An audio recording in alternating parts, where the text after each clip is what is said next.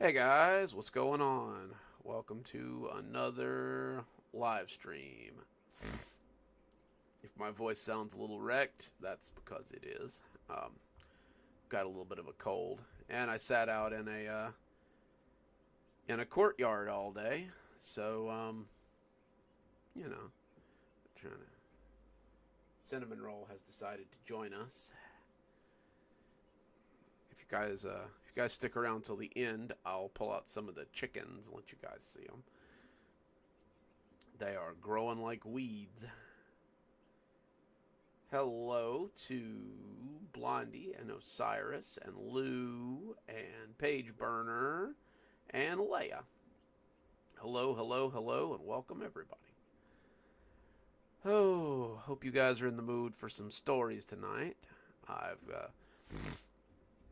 been working on a few of them. I've been working on a big Christmas story for Grandpa too, which I finally finished last week. So that should be fun. Really go out on a bang there, and that way when I have to start work, we can, at least we'll have some fun Christmas memories there. Hello, Lance. We're glad you could make it too. Let's see. If you're going to enter our holiday story contest, entries have to be in by Monday, but I mean, as long as they're in before Christmas, I'll probably take them late. I'm not real picky about it.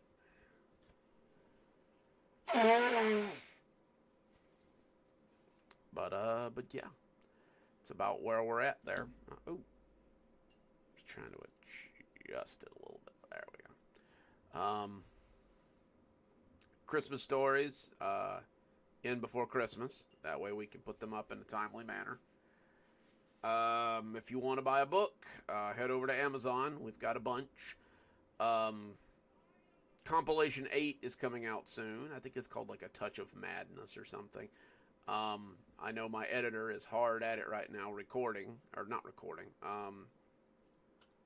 proofreading it. So, yeah, that should be out pretty soon. Um, Today's event went really well. Like, I did a lot of networking and I met a lot of people. Um, Trying to see if Susan left her book in here. I'd got Susan a book. From a writer that she really liked who was at the event. What is her name? Nicole Blanchard. I don't know if any of you guys know who Nicole Blanchard is, but she was at the event and signing books and stuff, so that was fun. Blah, blah, blah, blah. That's about it, I guess. I'll let you guys know about events coming up and stuff, but for the moment, I guess we'll get rolling on stories. Let's see. For our Monday story, we're going to continue with the Black Site kids. I think we're going to pretty well continue with them until chapter 4 is done, which shouldn't be too much longer. Like, I think we're at about the midpoint on chapter 4 right now. So then we'll be on to chapter 5.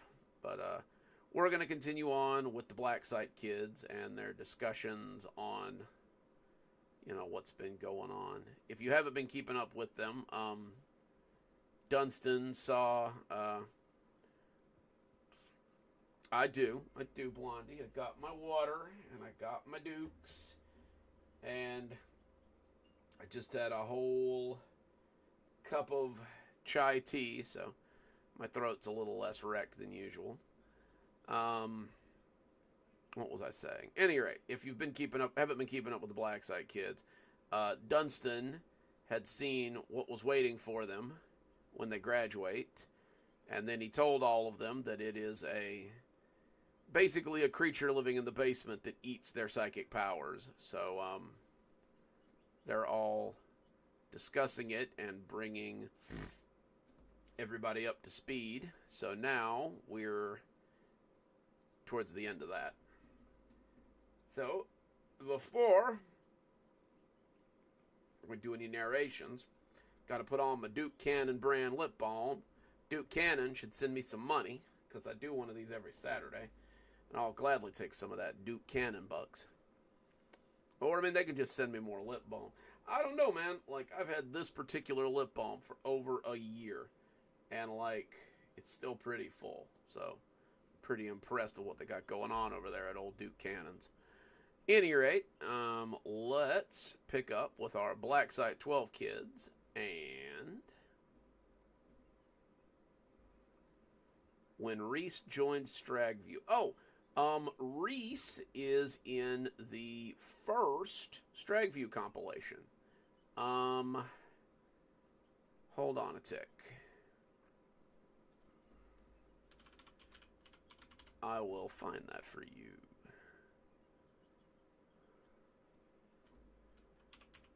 Oh yeah, that's right. I used to call that Dark Incarceration.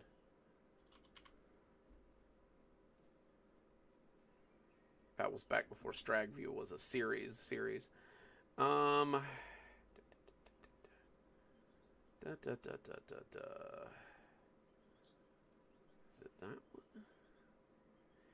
Yes. Okay. So, inmate Reese is first mentioned in Prison Tales, A Dark Incarceration, which was the first one, the first Stragview book. He's mentioned in the Stragview Woods, but I think he's actually named in The Best Laid Plans, which is another story in there. So yeah, if you've got your copy of Dark Incarceration, you can find him in there. And that's where we got the story of how he survived in the woods and came to befriend the Hellhounds out there. So there you go, Blondie. I hope that helps you. I hope that helps you find him. Now then, back to what we were doing. Hey, no problem. I've got all this like bookmarked and stuff, so like, you know, I might as well be of use, I guess. All right, so our first story tonight is going to be Black Site 12, Chapter 4, Part 4, A Hard Right. So let's get rolling. Excuse me. They're coming, Leia. They're coming. I've got to send them. I figured, you know, I figured you'd do a pretty good story, do a really good story for Christmas too. So I might as well hold off and just send all of them at once. Let's see. All right. So Black Site 12, Chapter 4, Part 4, A Hard Right. As he finished, all of them stood around in silence. It was hard to believe, but Dex supposed that a school full of gifted children that didn't exist in some kind of comic.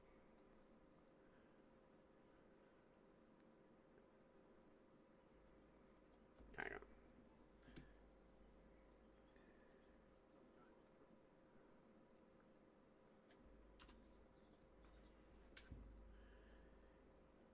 Inside some kind of comic book was also pretty hard to believe. If you had told anyone about the kindergarten, they would have scoffed and told you you'd been watching too many conspiracy theory dribble shows. Too much conspiracy dribble theory.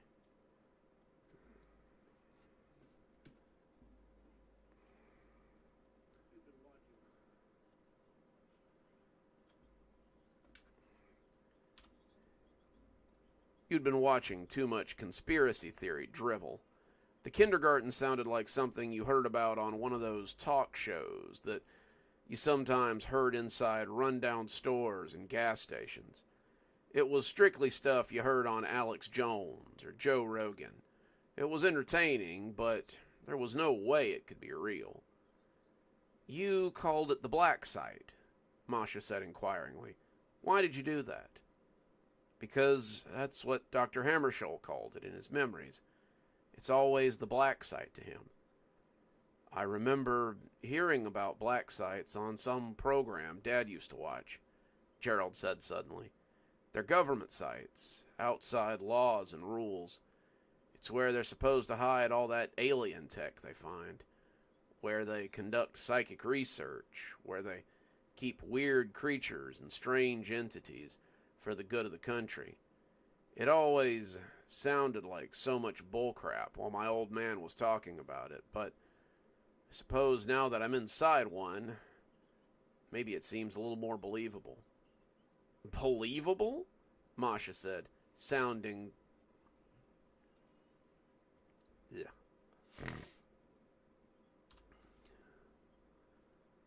Sounding dismissive. You don't actually think any of this is true, do you? I really should. I don't, but I really should. Vocal warm-ups would probably be a good thing to do. Gerald cocked an eyebrow. Why wouldn't it be? Doesn't seem fake to me, does it to you? Masha scoffed, a sound that was weird, coming from someone with such a pinched little nose. She got a look on her face like a professor talking to a slow pupil. It was a... Blech. Thought I was going to burp everything. It was a look that was much too old for her, but it didn't stop her from taking it for a test run. This might be a government site, but surely they haven't collected all of us here to feed us to some monster. That's a stretch, and you know it. If this is a government site, it's just as likely that they're using it for research. Maybe they're doing psychic research or trying to build some kind of super soldier. Maybe they're training us to be spies or weapons or something. That doesn't sound scary to me. Just sounds like they're trying to prepare us for something that we can do once we grow up.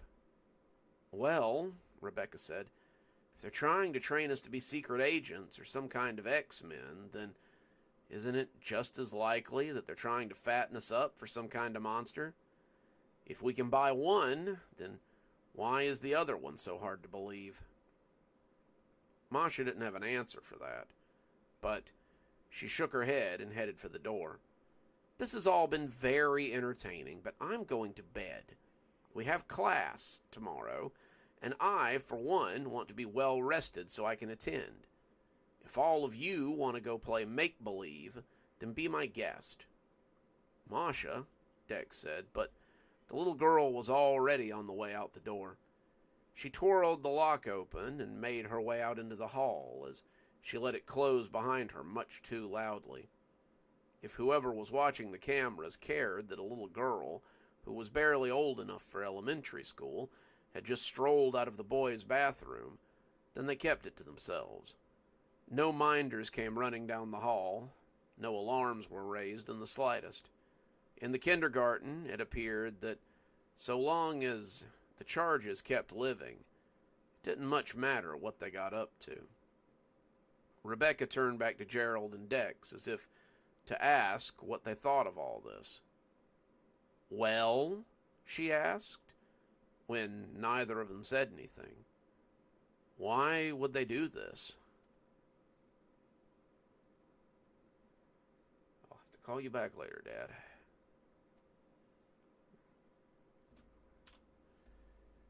Never fails. Every time I get on the live stream, that's when people want to call. Why would they do this? Dex asked. I mean, they went to all the trouble of kidnapping us, so why kill us? Don't we rate some kind of price for all this? You don't get it, Gerald said. Our value is this. It's like grocery shopping. They know this thing is going to want to eat. They know it, and they accept it. Security Chief Ridley told Dr. Hammarskjöld that this is what happens to all graduates. That tells me that whatever misgivings they have about sacrificing kids to this thing have long ago been set aside. They know what they're doing, and even if they don't like it, they know there's no other way. Dex wanted to argue, to tell them that no one sacrificed kids or sucked out all the physicals.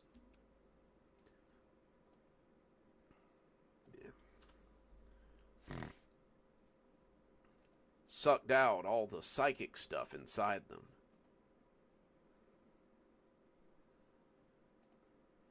Sucked out all the special stuff inside them, but it just wouldn't hunt.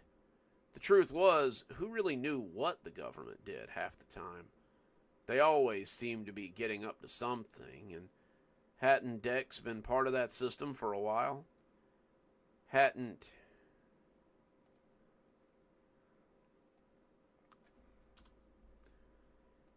Hadn't he been shuffled around like a burden until they finally just lost track of him? Him and about 7 or 8 other kids.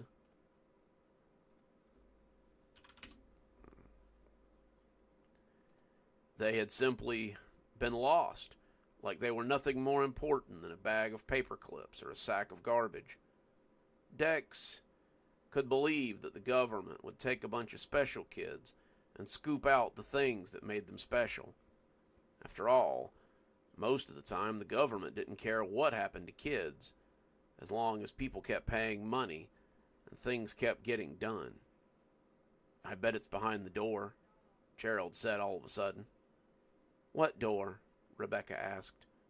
"When I was following Dr. Hammarskjöld to exams, we passed a door that was special somehow. It had a red string going towards it, and when I asked Dr. Hammarskjöld about it, he tried to tell me that it wasn't important and that we needed to get going. I bet you anything that whatever this creature is, it's behind that door." Dex wished that he could simply take things at face value as Gerald did. Maybe seeing those strings let him just believe whatever he was told. Why not? The guy had a GPS in his head, and he knew exactly where he was going. Red strings meant death, orange strings meant danger, blue strings meant you got an ice cream sandwich. So why would you even think to question what the big red monster down in the basement would do? Why, he'd eat you up, of course, once you graduated. It made all the sense in the world to someone like that. "So what do we do?" Dexter asked, wanting to get to the bottom of this. "Only one thing to do about it," Gerald whispered. "We have to escape." Dex shook his head. "Yeah? Should we get some McDonald's on our way out, too? That seems easier said than done." Gerald shrugged. "It's the only thing for it. We have to get out of here before we get our powers or our essence or whatever sucked out." Dex shook his head. "Shit, I guess you're right. But how are we going to do it?" Rebecca shrugged. "I figure between the 5 of us we can figure something out." Dex shook his head again. "You mean between the 4 of us? Sounds like Masha may not be coming back." That made Dex sadder than he would have admitted. He liked the little girl. She was more like a kid sister to him than anything, and he had hoped that she would come around. Perhaps she, like Ryan, was feeling her power and had decided it was better to be feared than loved. He didn't know, but he thought it was possible that she would come around again before the end. He hoped so. He felt as if any of them were going to graduate, it would be her. And that would be very bad, given what they had just learned. "All right, well, we'll start tomorrow. We have to find some way to make it out of this place, one way or another." "We have to find some way to make it out of this place in the next 2 months," Dunstan pointed out, "because in 2 months we'll be taking our finals. After that, some of us will graduate. Most of us will wash out.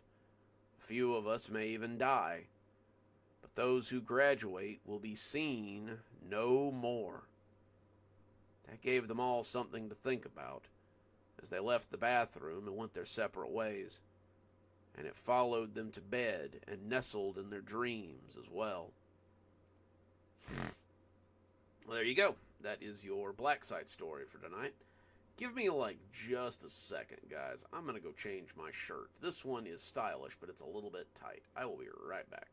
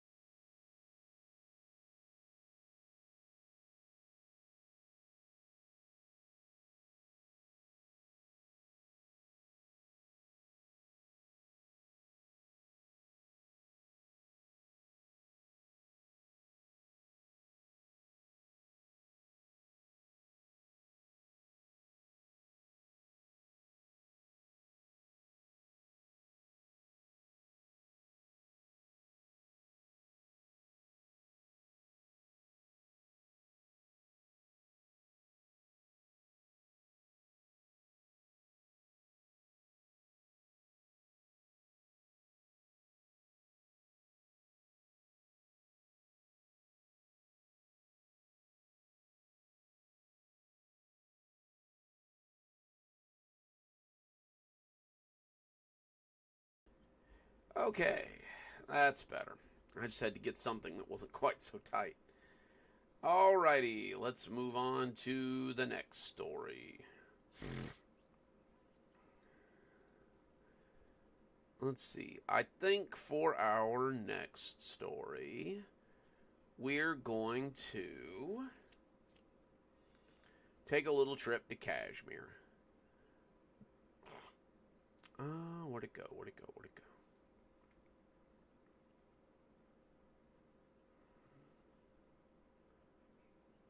What the hell?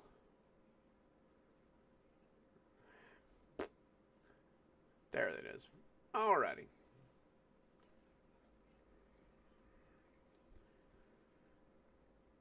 Okay, today's Kashmir story is going to feature everybody's favorite DJ, John Marvolo.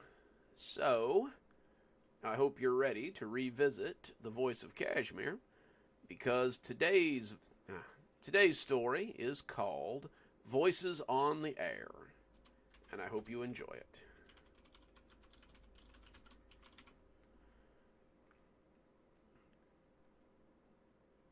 The lights twinkled off the glass of his broadcast booth. John Marvolo, the voice of Kashmir, let his sprinkled donuts slip into the steaming mug of coffee in front of him. He had often done this as a child, but at this point, it was generally due to the town's desire to send him day-old donuts. As a child, he had done it because he liked to watch the donuts saturate with milk. He would not develop a taste for coffee until many years later. He liked the way the liquid slipped into the bread, the way the bread seemed to soak it up like a sponge. He was always careful to take it out before it got too wet, or he would have to fish his donut out of the cup. John did not particularly like getting his fingers wet with milk. It made them sticky, and the whole experience was generally unpleasant. He didn't want to fish the donut out of his coffee either, but soaking it was a way to make it palatable, and that was ultimately what he wanted. You'd think this town could get some fresh donuts every now and again, John said, sounding more amused than upset.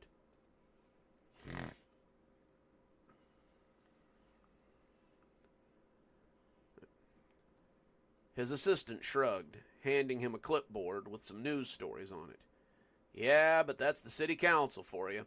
They love to cut corners and save a little bit of money. John understood. It took a lot of money to run a successful operation like this, even in a little town like Kashmir. But they could at least spring for some fresh donuts every now and again. He waited until the day-old donut got good and soft, and then took an experimental bite as he made an appreciative noise and chewed. Once the coffee soaked it, they really did taste a lot more appetizing. Anything been going on out there? Seems like the big story is the strange creature that people are seeing after dark. John flipped through some of his notes. Some kind of animal sighting, right? His assistant shrugged as she took a sip of her iced coffee. No clue, but a lot of people are raising a stink about it for sure. John opened his mouth to get a few more details, but she waved him off and pointed to the clock as she took a step towards the door. No time, boss. You're coming back from break in about 30 seconds. These were... excuse me. These long jam sessions were really just an excuse for management to play canned Christmas music for an hour. But they made a nice break sometimes, so you could have a little breakfast, or have a little lunch, or stretch your legs for a minute. He was sure that the people listening would be glad to have him back, however. Canned music was one thing, but it was hard to beat the voice of Kashmir. As his assistant counted him down, he put the headphones on and moved closer to the mic. It was showtime. Good morning, Kashmir. I hope you slept well. I hope your dreams were full of sugar plums and thoughts about what Santa was going to bring you for Christmas. I know I slept like the dead last night. but I understand there might be something out there stalking the night, which we're probably going to talk about. Which we're absolutely going to talk about today on the show. This is John Marvolo, the voice of Kashmir, and I'm so glad that you've decided to tune in. There were people that accused him of having a monopoly on the town, but that just wasn't true. John knew there were 3 other stations around the town: a jazz station, a soft rock station, and some kind of number station that everyone was pretty sure was transferring information to Chinese operatives overseas, but they had some entertaining little mashups sometimes, and people needed variety. John didn't mind a little healthy competition. He was still number 1 on the airwaves, and he knew why, just like everyone else. It was the music he played, the smooth voice of the town's voice, and the fact that he was willing to work pretty much 6 a.m. to 10 p.m., so he could always be found on the air. Good morning once again, Kashmir. So, from what I understand, there's a creepy critter out in town at night. Reports say that citizens have seen a hulking creature roaming around after dark. He seems to be checking in windows and checking around residential homes as well. Despite so many sightings, nobody seems to be able to get a good look at it. Kashmir is home to so many wonderful and fascinating things, but nobody says they've seen anything like this before. Our good friend Adelaide reports seeing the creature about an hour after sundown, and she says it gave her quite a fright. Adelaide is here to join us from her front porch and give us her own report. Adelaide, we're so glad to have you once again on the show, and a happy belated birthday. His assistant clicked over, and John winced a little as he got static on the other end. Adelaide had called a time or two. He got to be on the air sometimes. Excuse me. You got to be on the air sometimes when you were the town's oldest woman, but he did wish that she would upgrade to a better phone. Knowing her, she was probably still using a landline, and by the clicks he was getting over the handset, he could imagine that it might be a rotary dial. John, it's so good to hear from you again. Thank you for your wonderful birthday wishes, and I expect to be here next year for you to wish me a happy 127th birthday. I would be honored to do so. Why don't you tell us about what you saw the other night?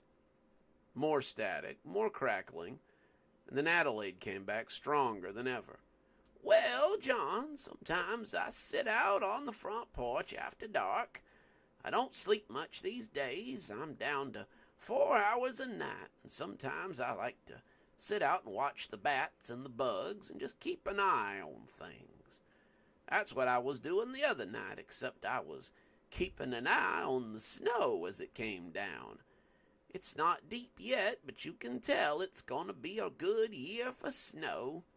Well, as I sat and watched it come down, I must have been pretty still because I heard the sounds coming up the road. It was heavy like a thump, but sounded like a goat maybe.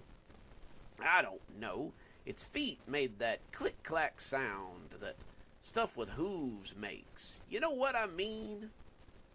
I believe I do. Please go on. Well, I stopped rocking, just sitting as still as I could, and all of a sudden, the street lights started to flicker. That's not uncommon. Street lamps in the wintertime aren't maintained as well as they should be, but they flickered and then they just went out all of a sudden. If it hadn't been for the moon, I wouldn't have been able to see nothing. That's when I saw him, this big, shadowy figure that was crossing the street and heading towards the house further up where the Davy twins live. Ooh-wee, he was a big fella, at least 7 feet tall, and he Looked like he was wearing a weird coat or something. He had his hood up, so I couldn't get a good look at him, but I'm almost certain that I heard hooves on the pavement because when he went by, it was a click clack sound.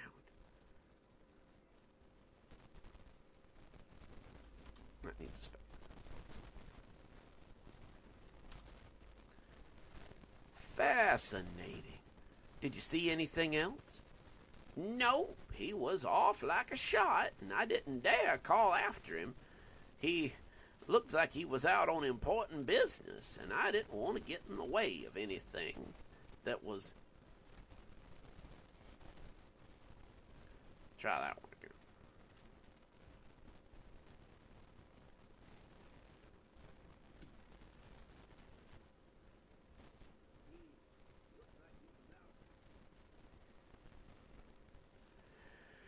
Ooh.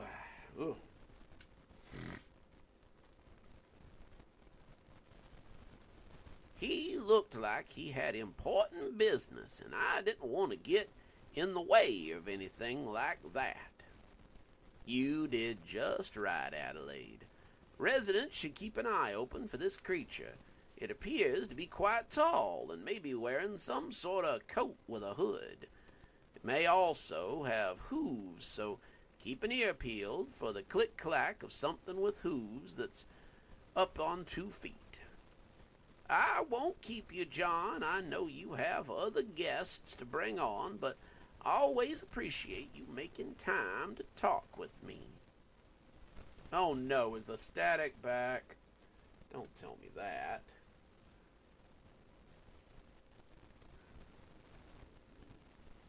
Ah, God. I can hear it a little bit. Hang on. Give me just a second.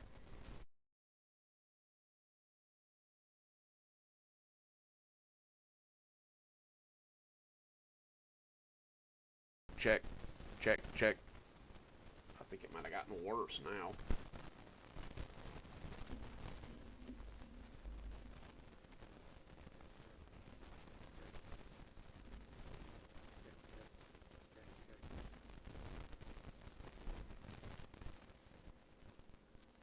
I can hear it a little bit, but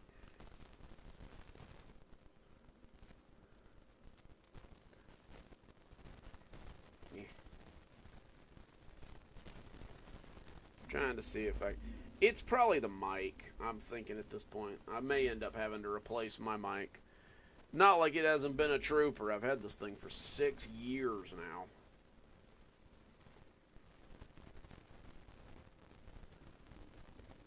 Anyway. It's us that appreciates you, Adelaide. You be safe out there and bundle up if you're going to sit on the porch at night.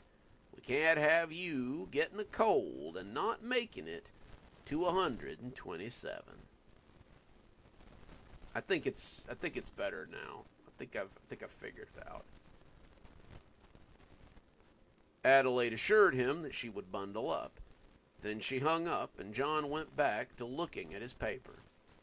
Residents are reminded that if they park their cars on the street, they may be damaged by the snowplows. Now, before any of you get your nose out of joint, Ron Ogleton owns the snowplows, and he does a good job of keeping the streets clean. He also owns the street sweepers, so if you enjoy not having roads that are all iced over with snow, maybe move your cars and say thank you to Ron. He does such a good job for this town, and we really do appreciate him, especially considering that the city council probably does not pay him enough for his services. So remember, park your cars in front of your houses and not on the street after dark, or they might get scraped up by the snowplow or the sweeper. He did a little more flipping and a little more looking, trying to see who today's sponsor was, and finally grinned as he came upon it. Today's news is sponsored by Cashmere Sundries. Miss Candace wanted me to thank the town for accepting her, and being so generous this time of year. She says her holiday sale has gone very well, and she couldn't have done it without all of you. That's 25% off, and it's still going on. So, if you've had your eye on anything that's still at the shop, be sure to come and have a look while it's still there. He muted his mic and took a sip of coffee, smacking his lips as the sugar from the donut stuck to them.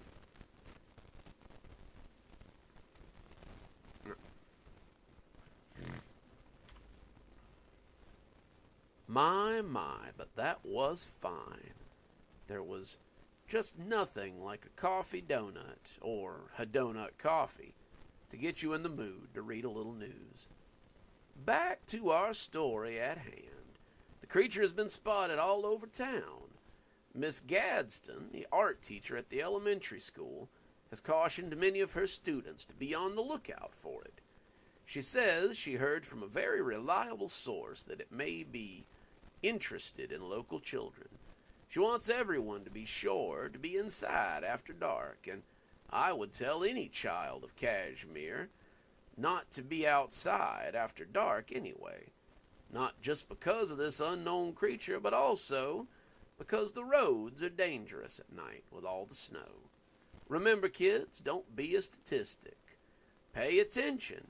Play inside after dark so someone coming home doesn't lose control of their vehicle and squish you against the pavement.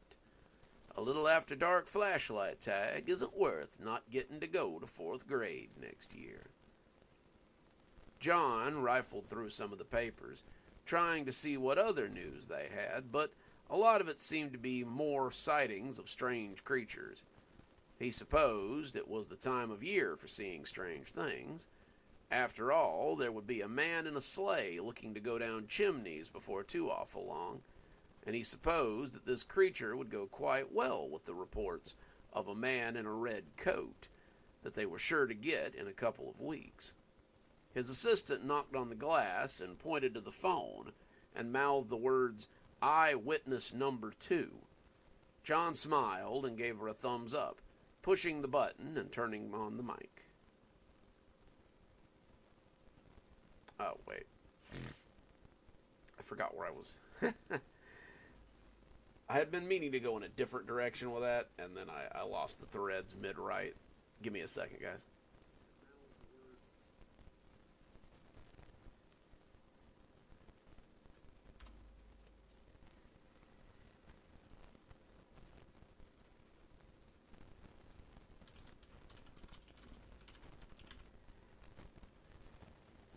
And mouthed the words, "Special guest." John smiled and gave her a thumbs up, pushing the button and turning back to the mic. Folks, we are in luck. It seems we have a very special guest who's going to tell us about the creature. Tell us your name, friend, and let us know what you've seen. Sound quality was a lot better on this one, and John recognized him at once as he began to speak. Hello, John, long-time listener, first-time caller. I think most of you know me. It's Sheriff Guthrie, and I'd like to talk about sightings of the strange creature. All of you in town should have an understanding about safety. All of you know to close your windows after dark and make sure that your shutters are drawn. Something like this, unfortunately, isn't uncommon in Kashmir, so it's important that everybody should be on their guard for holiday intruders. Make sure all your doors are locked and try not to leave anything out in the yard that might entice someone looking to break in. John chuckled a little. Sheriff, this fella is supposed to be almost 7 feet tall. I think if he wants to come in, the deadbolt is not going to stop him.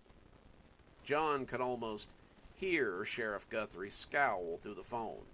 That's true, John, but an ounce of prevention goes a long way. The Sheriff's Department is aware of this creature, and we are searching for him to see what he's up to. I'm sure it's just someone's idea of a holiday prank, but if any of you see this entity, be sure to call in the Sheriff's Department. I'm sure we will, John said, as he wished the sheriff a Merry Christmas and hung up on him. You heard it here, folks. Call your local sheriff if you've got any holiday peeping toms so that they can get them off the street. That's why I love this town so much. Everybody's always so helpful and on the ball. There was a light tap on the glass, and his...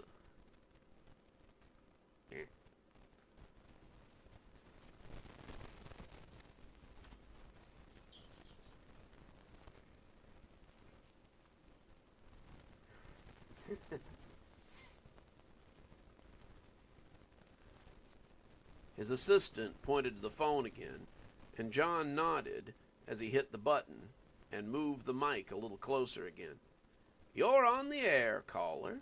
Have you seen the creature and would like to tell us about it?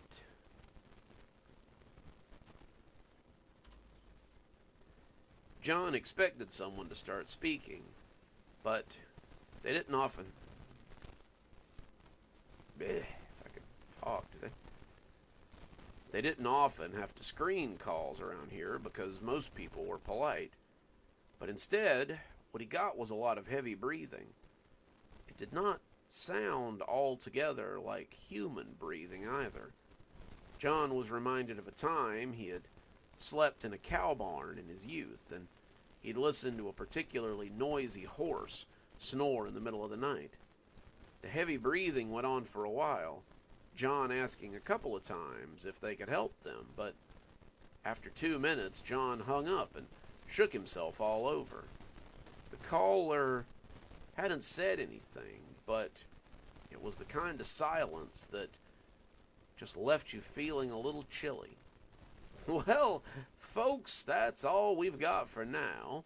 I'm going to take you back to your Christmas favorites here on 107.4 Mountain Radio. I'm John Marvolo, the voice of Kashmir, and I hope to hear from you again very soon.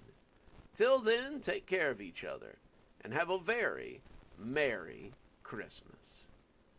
As the music started playing again, John pushed himself back from the studio booth and decided to go for a walk out on the street. He wasn't sure why, but all that breathing had really made him want to go out and see how bracing the chill could be. Cindy, welcome. That's our Kashmir story for the week. I hope you guys enjoyed. Oh, whew. Let's see here.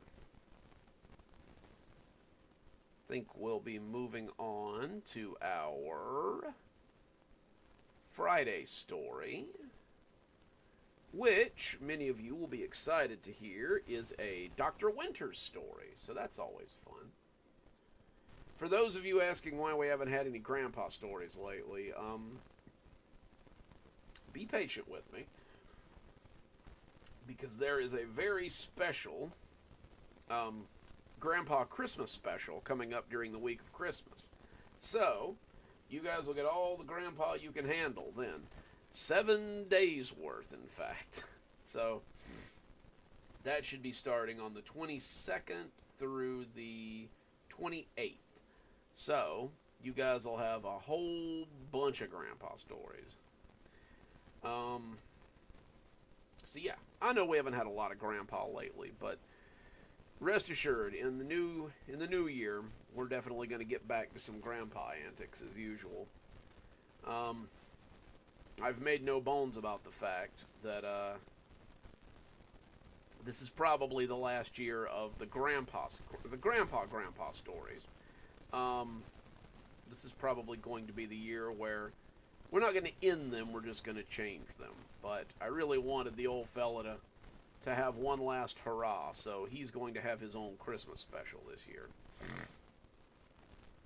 So, but yeah, it's probably an overshare. But like I said, keep in mind, you'll have your grandpa holiday special the week of Christmas. So that should be fun. Anyway, though, we're going to read our Dr. Winters story for the week. It's called On the Couch. And I do hope you guys enjoy it. they really haven't been giving me grief. I get questions, they're like, why are there never any grandpa stories anymore? And I'm like, I know you guys. I know you guys want some grandpa stories. I want to save them up that way, I know we've had a lot of grandpa lately. Like, he's appeared in a lot of stories. We just haven't had any, like, grandpa stories. And I know we haven't had a lot of, like, the traditional Dr. Winters stories either. Like, this one we're about to read is a little closer to the formula that we used to use for Dr. Winters. So it's kind of a return to form for her. But anyway, I'll stop beating around the bush. This is On the Couch, our Dr. Winters story, and I hope you guys enjoy it. Welcome back, Doc. Good lunch? Dr. Winters smiled at Juliet as she came in for the afternoon appointments. She'd been spending her mornings... I can't talk today. She'd been spending her mornings at Stragview, she and Mr. Seraph working with the victims of the under prison. And then I completely forget what I was talking about.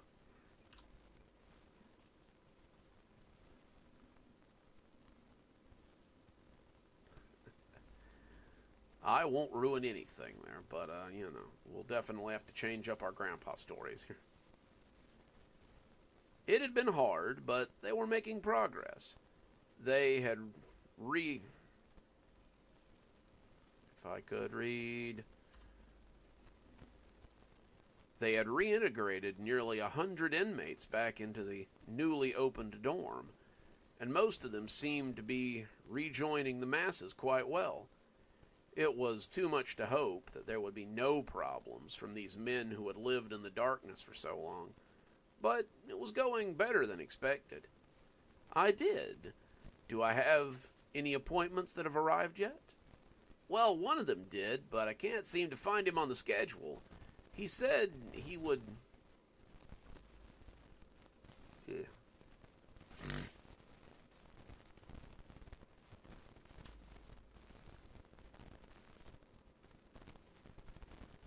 He said you would make time for him, that you do every year. Dr. Winters nodded, guessing who was lying on the couch in one of her back rooms. Is it the writer again? No, he seems to be having a pretty good winter, actually. This is an older fella, short, white beard, a taxi driver hat. Nice enough. He reminds me of somebody, but I can't put my finger on it. Excuse me.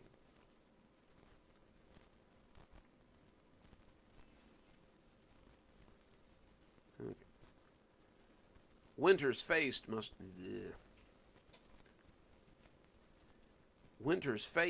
have given it away, because when she told Juliet to hold her appointments until she was done, Juliet nodded and made some lines beside two people on the schedule. Dr. Winter hurried to room 6, the very last room on the hallway.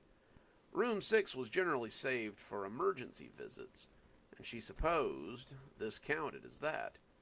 The man in question didn't just come in for chit-chat, and it was almost always something important that was on his mind. Sorry I'm late, she said as she bustled in. I keep telling Juliet that she can call me for emergencies, but she almost never does. It's good to see you again. It seems like you only come in around this time of year. So, she said, as she filled the teapot and reached into the cabinet for one of her special mixtures, what seems to be on your mind? Something from last year, something I should have addressed before now.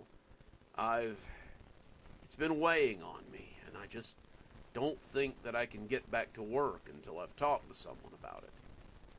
Dr. Winters took her seat as she studied the old man. It would have been impossible to determine his age, somewhere between 55 and 85, and the little spectacles he had on his nose looked elvish. Surely they couldn't have any practical use, but he'd been wearing them for as long as she had. Ugh. Hang on, guys.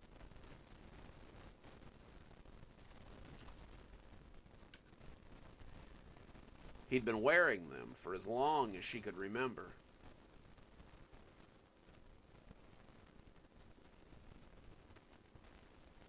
The hat was a nice touch this year. White, red, and black checkered, and looking just frayed enough to be something he wore all the time. His white beard was short and neatly cut. His red windbreaker, something that anyone's grandpa might wear to the park to play chess or backgammon with his friends. He just looked so normal, so regular. But Winter knew better. Why don't you tell me what happened? I'm sure that if you let me know, then I can take care of it. She listened for the teapot, and as it started to hum, she poured a cup and handed it to him. If the heat bothered him, he didn't show it. He blew on it and took a long sip before smacking his cherry-red lips and resting it on his lap. One of these days, you'll have to give me the recipe for this. It's so good, and you're the only one I know who can make it taste like this. Flattery later, your problems now. Tell me what's bothering you. I wasn't supposed to be there. I'm never supposed to be where I am, but I was creeping through the house and making my notes as usual. It's part of the job. I'm supposed to know everything, but no one can really know everything. Even I have my limits, so when I noticed where I had wound up, I knew that I had made a mistake. I wasn't supposed to be in this house yet. It would have been on the schedule for later that night. But I figured I had what I needed, so I went about my business. The house was decorated to the nines, as it always was. They had 2 Christmas trees, both of them stuffed with presents. There were lights on the mantelpiece, and tinsel and garlands hung from every corner, and even a sprig of mistletoe up above the entryway so they could catch those who wanted a little holiday kiss. I was leaving my usual packages behind, thinking how good the kids had been this year, and that's when I heard it. I should have went about my business. I'm not there for the parents, but I knew that sound, and I knew who had made it. I had been watching Brandon since he was very young. I watch all the children from the time they're born until the time they stop believing. And I knew that Brandon would have been asleep by now. Brandon had believed in me longer than most.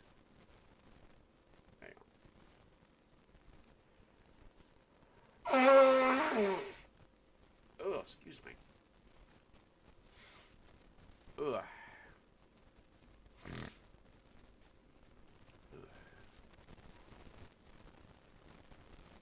And it's a credit to him.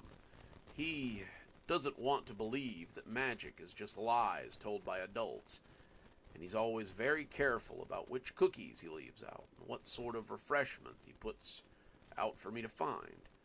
He's a good boy. He's always been a good boy, and I know that if he was awake, it wasn't of his own volition. I came creeping up the stairs like a thief in the night. And that's when I heard the sound that I had been dreading. It was the sound of a hand connecting with flesh, and I knew that whoever was keeping Brandon away was not someone in the Christmas spirit. Didn't I tell you to get to bed? You know you're not allowed downstairs after the lights out. How many times I gotta tell you that? The voice was slurry. Too much eggnog, I suppose, and Brandon's response was hard to hear. He was crying, but that wasn't it. He seemed to be afraid to raise his voice for fear that someone would wield that hand and hit him again. Speak up! I told you about that mumbling. If you've got something to say, then just say it. I was at the top of the stairs now, listening out in case the ruckus had brought any of his siblings out of bed. He has a sister and a little brother, both of them good kids as well. Ugh.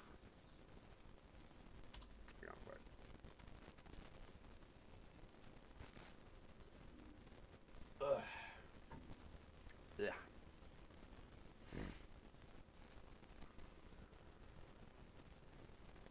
Mary has her problems sometimes, and Joseph can be a little mischievous, but they're all good kids, and they all try so hard.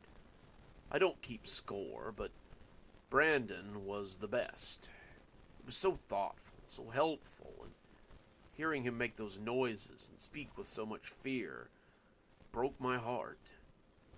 I just wanted to be sure that Chelsea hadn't knocked the milk over like last year.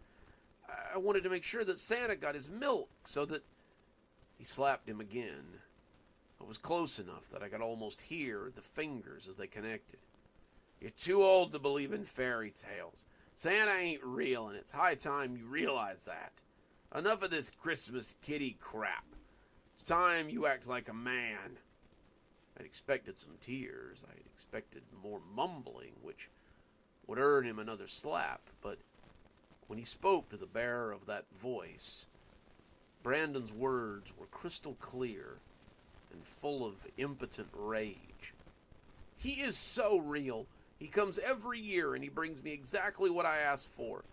You can speak to me any way you want, but don't you talk bad about Santa Claus. He's the only thing I have to look forward to since Dad died, and I won't hear you speak badly of him. Warmed my heart to hear him say so. Like I said, a lot of kids don't believe in Santa anymore. Just a thought.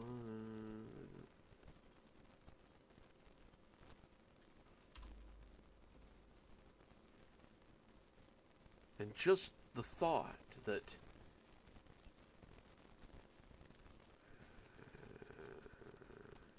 there it is. Right. And just the thought that not only did this little boy believe in me, but held me in such high regard, made me feel a little teary-eyed.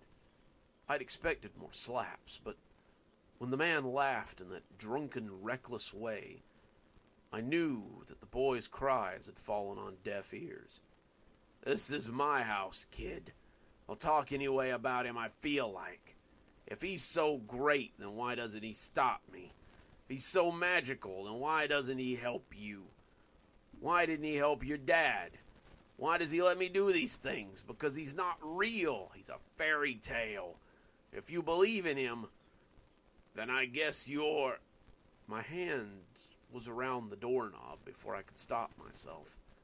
I pushed the door open, but...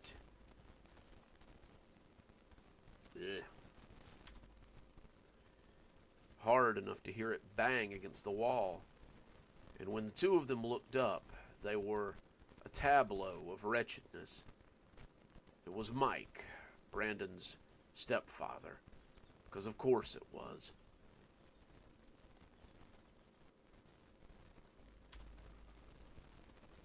Mike had always been a wretch, a mean-spirited creature ever since he was a child. He would have had no reason to believe in Santa Claus, because he hadn't received anything he wanted from me. He had taken it poorly, deciding that if he didn't get anything, then Santa must not exist. He still had a glass of something in his hand, one of those big, thick crystal ones that drunkards seem to favor, and he had raised it over his head like he meant to throw it at the boy. Brandon looked scared when I came through the door, but as he recognized me, his face split into a smile of understanding. Santa had actually come to save him, and in his book, that was as good a Christmas miracle as anything. I wouldn't expect someone like you to believe in me, Michael William Scottsfield. Your own father beat any sense of wonder out of you before you were this one's age. I have come to give Brandon exactly what he asked for Christmas. Do you know what he wants, Michael? Do you know what your stepson asked for Christmas? Mike seemed unable to string any words together, just backed up a little as he held the glass in front of him like a talisman that he meant to ward me off with. I was glad he was afraid. I wanted him to be afraid. I wanted him to know exactly what this boy was feeling, and I wanted him to have a little bit of empathy this Christmas season. I pulled the letter out of my pocket like a death sentence, and as I opened it, I read it aloud so he would understand exactly what he was doing to this child. Dear Santa, I don't need anything this year for Christmas. I don't need toys, I don't need clothes. The only thing I need is for my stepfather to stop hurting me. He has begun to hurt my younger brother as well, and I want him to stop. I don't know how, and I don't care how. But this Christmas, all I want is to stop being afraid. I folded the letter and put it up, as if it were something I meant to keep forever. And as I moved towards the man, I saw Mike back himself into the corner and huddle down very low against the wall. I looked at Brandon and touched his hair only for a moment before I told him to go wait downstairs. He nodded enthusiastically, taking one last fearful look at the man before he left the room and closed the door. I turned back to Mike then, and the sight of me must have been ghastly, because the man began to shake and scream, as if I were the ghost of Christmas past himself. I won't bother you with the details. I wish that I didn't know them. But when I came downstairs, the boy was safe, and he should have a much safer Christmas this year. The old man opened his mouth, and Winter held out her hands so she could catch the memory. The old man wasn't exactly human, though he was human adjacent. He had memories, and what? Yeah. Grammarly strikes again, I swear. Okay. Moral quandaries.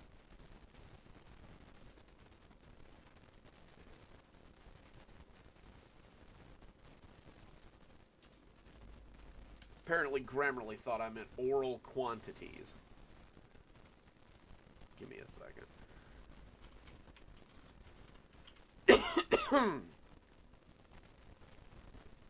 And he had moral quandaries, and the thing he upchucked into her hand was very different from the average memory she harvested from her patients.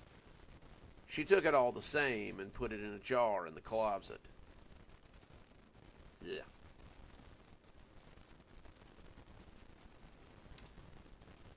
She took it all the same and put it in a jar in the closet. There we go. Then she went and sat back down as he shook his head and seemed to come back to himself. He wouldn't forget why he had come here, but he would forget the memory, and that was enough for her. Do you feel any better? He nodded. Thank you. When you live as long as I do, sometimes a certain amount of forgetting is necessary. If I had to keep all of the memories that I have forever, I think I really would go insane. He got up to leave then, handing her the cup of tea and bowing deeply as he went to the door. Will Brandon have a better Christmas this year? The old man stopped, turning to look at her with his left eye as he gave her a nod and a wink. Oh, yes. His mother is still a little sad over the loss of her new husband, especially so close on the heels of the loss of her old husband. I think, however, she may find love once again. I hope this time it's with someone more worthy of her and her children. Thanks for your help, Doc. I'll be sure to put you on the nice list this year. He left then without fanfare or notice, and when Dr. Winter's next patient arrived, she took them to room 3 and helped them through whatever holiday quandaries had brought them here. Not all of her patients were as famous as the one who had just left, but the problems were still a large concern to them, and that made them very important to Dr. Winters as well. And there you go. There's your Dr. Winters stories. The Christmas trauma is free. Oh, big stretch time.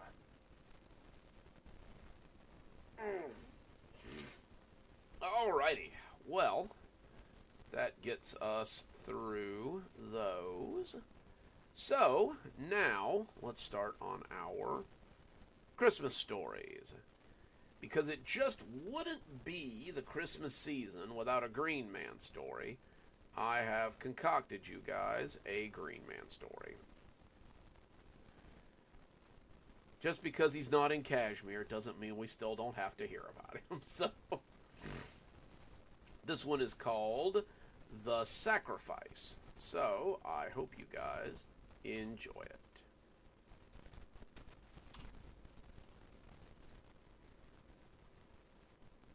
It was my first time backpacking in Europe. I say first because I've been back a few more times. I love to hike, but more than that, I just like going places. If you're not a big hiker, then it might not make sense, but sometimes I like to feel like Frodo as I make my way to Middle-earth to get rid of a ring. Sometimes I'm with people, sometimes I just go by myself, but nothing beats the feeling of seeing the world on your own two legs in a backpack, full of whatever you could cobble together at the time.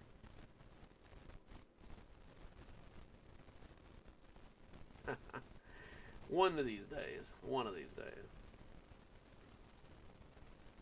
Europe is a pretty great place to backpack in general. It's very accommodating, and most of the places you'll want to go to have a hostel where you can stay for cheap. You never know what kind of people you're going to see there either, which has led me to sleeping with my backpack and splurging on a small padlock for any of the zipper pockets it might have. I don't want people rifling through it. Most of the people you meet are fine. Other backpackers. Excuse me. Tourists, travelers from one place or another. But you do encounter drug addicts sometimes and the mentally ill, so it's best to come prepared. Backpacking teaches you to sleep lightly, how to travel light, and how to pace yourself so you don't burn out on the side of the road after a full day of traveling.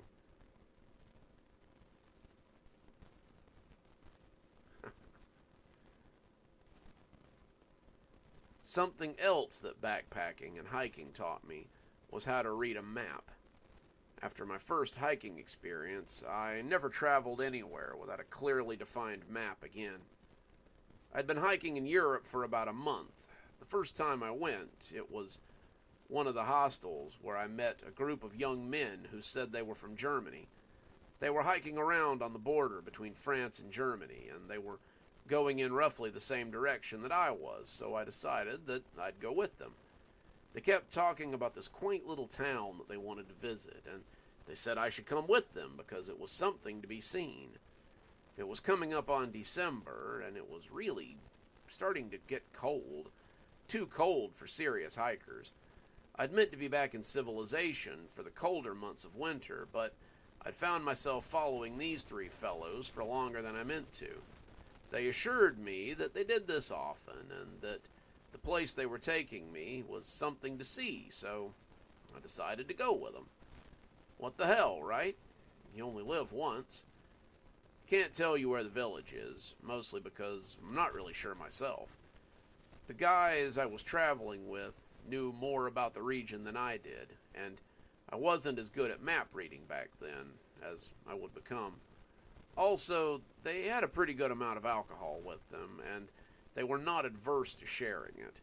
They kept me fairly sloshed most of the way to wherever we were going, and looking back, I wonder if their intentions were entirely friendly.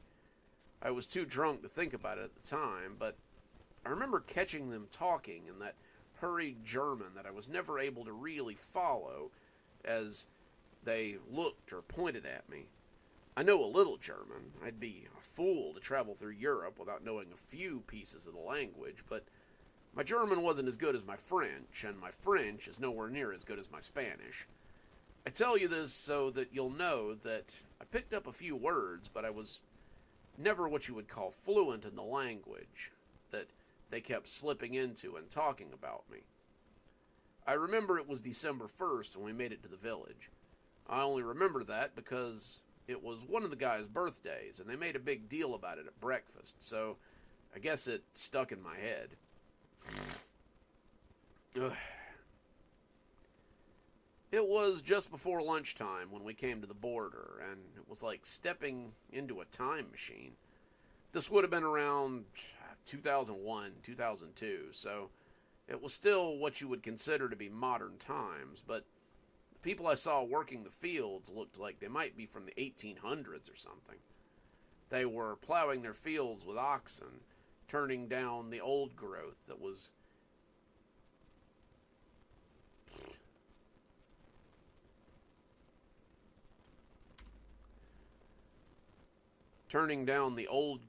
as they got the field ready for planting next year. They were dressed in homemade dresses and hand-stitched overalls, the women spouting actual bonnets. Sporting. The women sporting actual bonnets. They looked up as we passed, and I saw a few of them hold their children tight, like they thought we might try to steal them. The kids were in a collection of clothes that made them look like miniature adults, and it reminded me of visiting the Amish country when I was a kid. Excuse me.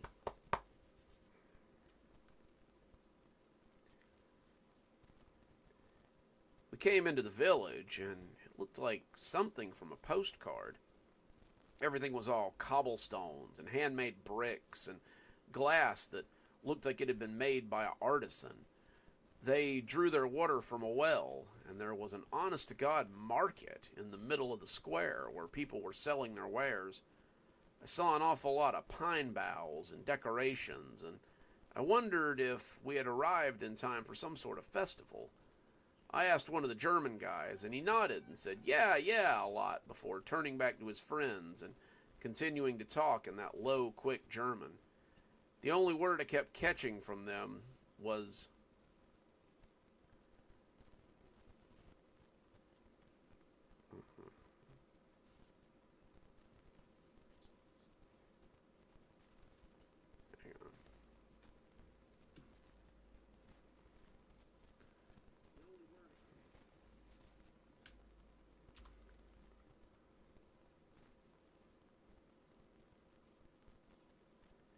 The only word I kept catching from them was special and barter, but I didn't really understand. Hang on a second, guys.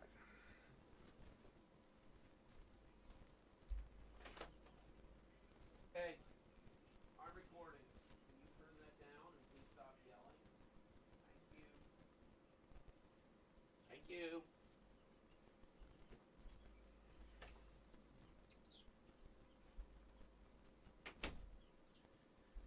He's a good fella. He just gets a little noisy sometimes. Where were we?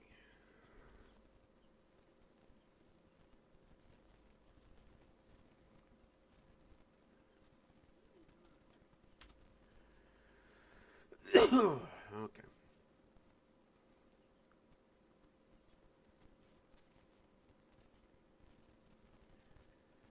The only word I kept catching that day was special and barter, but I didn't really understand.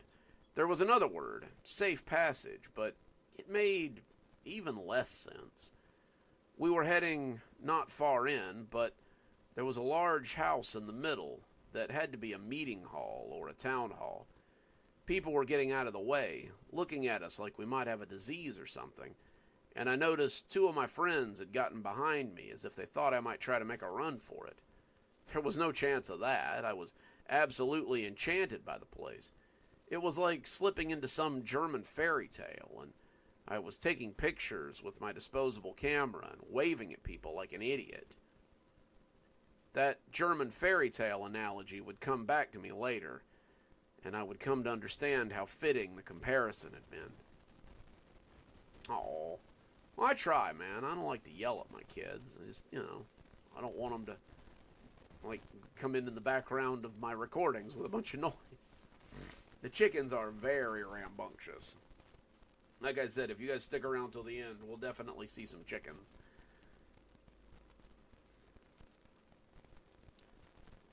We walked into the town hall, or meeting hall, or whatever it was, and I saw a handful of people clustered around a large wooden chair by the fire.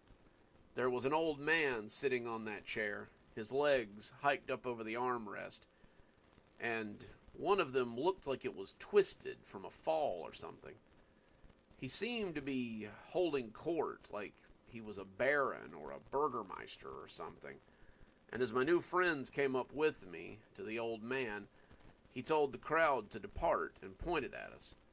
My new friends bowed to him, dipping their heads low, and pointed to me as they started talking in that quick, fast German again.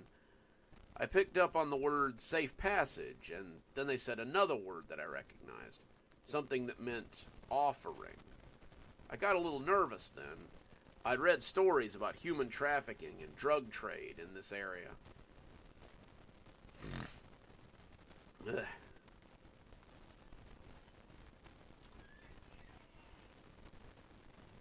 I'd heard stories about drug trafficking and... if I could read things. I'd heard stories about human trafficking and drug trade, but you never think that you're gonna be involved in something like that. It's such a picturesque German village, after all. The old man looked at me briefly, his face scrunched up in indifference, and then he said something to the three men, and I picked up a little bit of it. He told them they had arrived too late, and something had already been selected for something. Then he said some other stuff, and the general tone was that they were welcome, but he couldn't do anything for them. The three men deflated, looking bummed out, but not altogether upset. They looked like kids that had come in second place in some contest, and when one of them turned back to me and clapped me on the shoulder, I felt a sense of relief somehow. He says we're welcome, and we're more than welcome to stay for the festival if we like. I told him that sounded great, and the whole atmosphere shifted after that. The old man came out on the front porch, slow under the power of one slightly twisted leg, and told the people that we were welcome and that we had his blessing to stay for the celebration. The people cheered, and we were immediately welcomed in a way that I'd never experienced before. It was like someone had flipped the switch in them, and suddenly all four of us were being patted on the back and having our hands shook and our necks hugged. They gave us food and shelter, fresh clothes and baths, and when they served dinner in the square, we were placed near the head table in a spot of honor. There was a lot of dancing, the whole town really turning out for whatever this was, and when I asked one of the guys what we were celebrating, he smiled and seemed to think about the best way to explain it. This is... and then he said a word that I didn't have any hope of understanding, before he added, the celebration of tribute. It is a yearly rite that the people undertake, and when they leave offerings to the new year, so that their crops will be good. Offerings, I asked, as I took another sip from my beer. Like animal sacrificing? I don't think... yeah. I didn't think anybody still did that.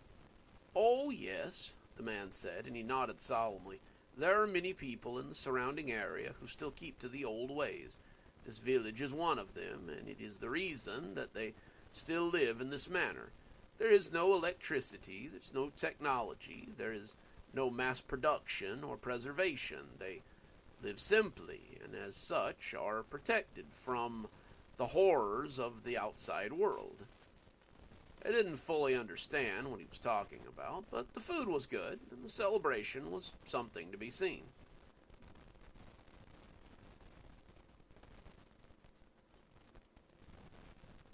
Gotta wet the old throat there. I danced with a few dozen village girls. I was invited to stay a few.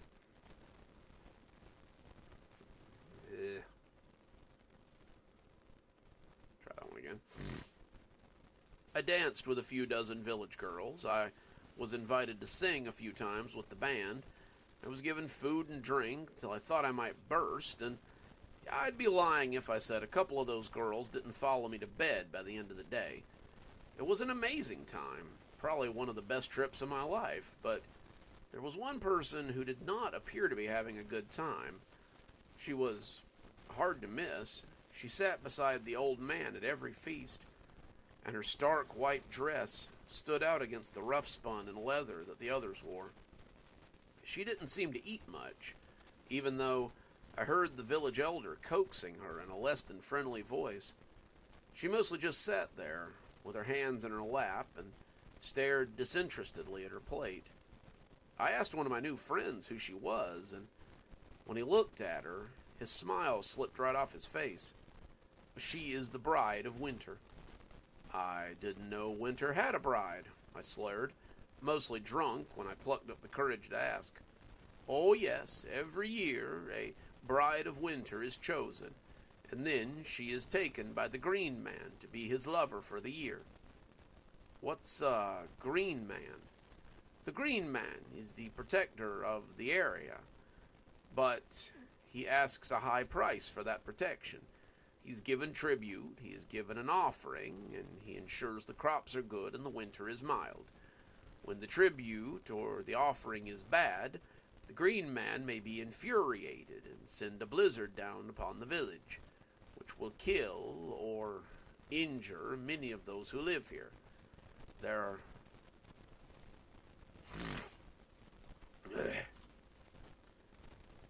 They are always very careful what they leave and what they select to give to the Green Man because of his wrath.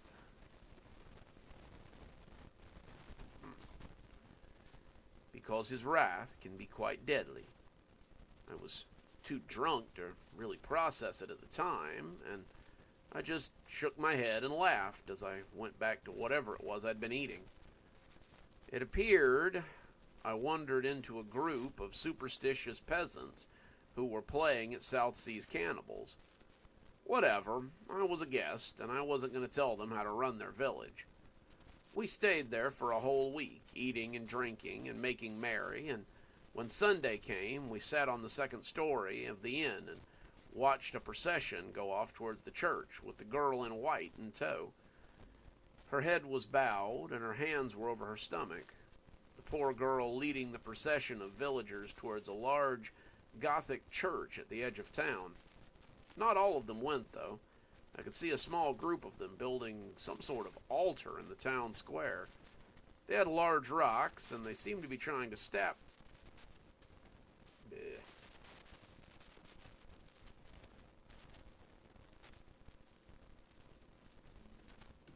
this one again.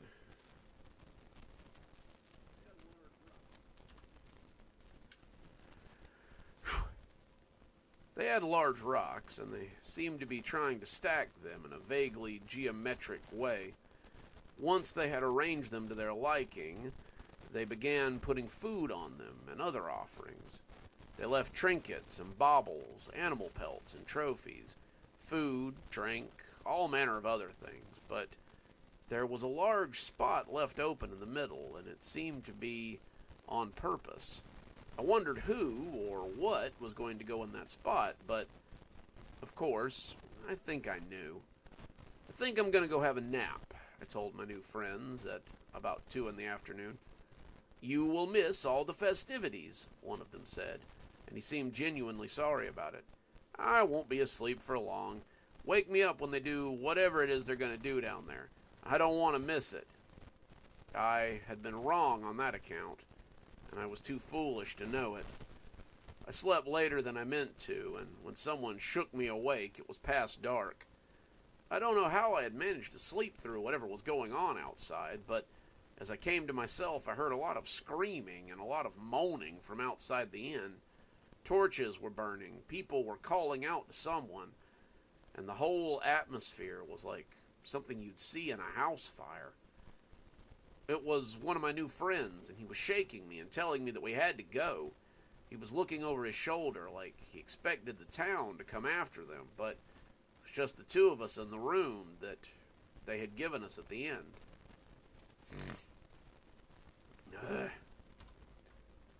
They had given us at the end. Go? What do you mean? We have to go to the thing tonight, don't we? There will be no tribute tonight. She has run away, and no one can find her. We must go before he arrives. Why can't they just find another one? It is too late for all that. The girl has been cleansed and prepared for 7 days. They cannot take another tribute in time, and when he arrives and discovers that she is gone, he will be wroth. I nodded, not really understanding, and got my stuff together. We went downstairs to find the other two sitting at the bar, fully packed and ready to go. They were drinking, but they looked anything but merry. They passed a mug of thick brown ale to me and told me to drink so that the cold wouldn't eat my bones. I took a few sips, more chewing it than drinking it, and as we prepared to go, I heard something different wash over the town. It wasn't something I heard, though that's the only word that makes any sense. The town went from a state of absolute cacophony to dead silent in a matter of seconds.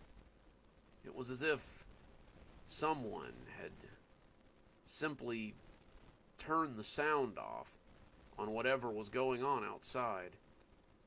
I remember snapping my fingers next to my head to make sure I hadn't gone deaf. Ugh.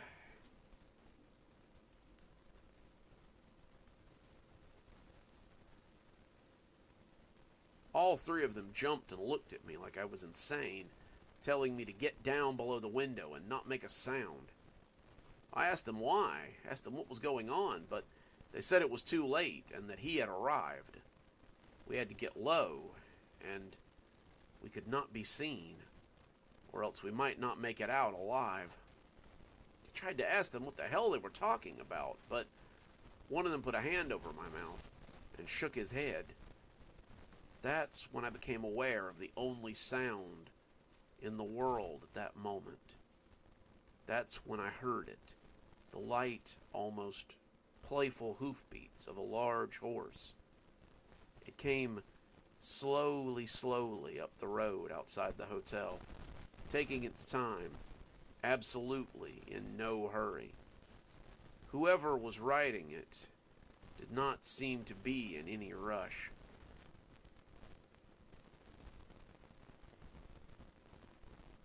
Aw, the static's back, darn. I might have to work that out.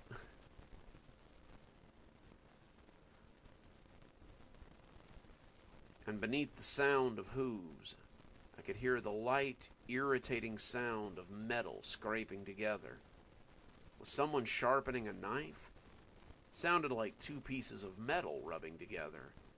But when I made to look out the window, my new friends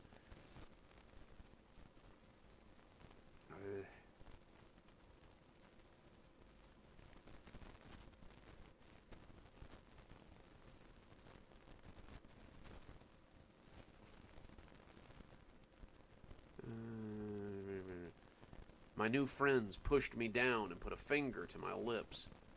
The horse passed right in front of the hotel, and when it was gone, I was still not allowed to get up.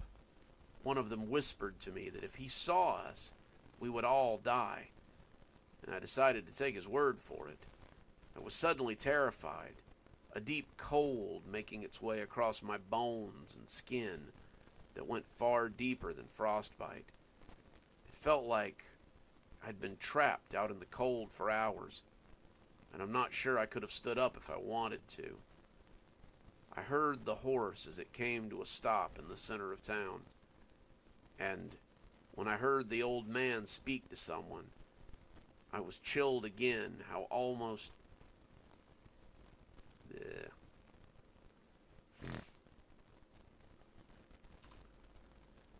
I was chilled again at how absolutely terrified he sounded. "My lord, you honor us with your presence." He sounded as if he was saying... Losing my voice. Sorry, guys. Trying to power through it here.